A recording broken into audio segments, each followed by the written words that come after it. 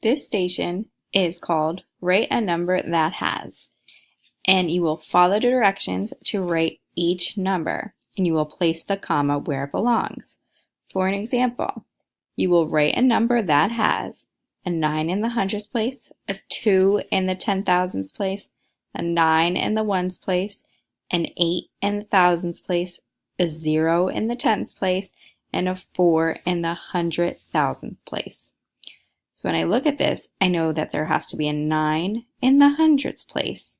So I place the 9 in the hundreds place, the 2 in the 10,000s place, there's another 9 in a ones place, there is an 8 in the thousands place, a 0 in the tens place, and then a 4 in the 100,000s place.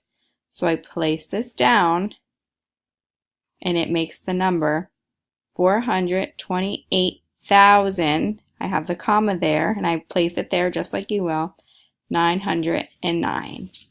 And this is what you will do at this station.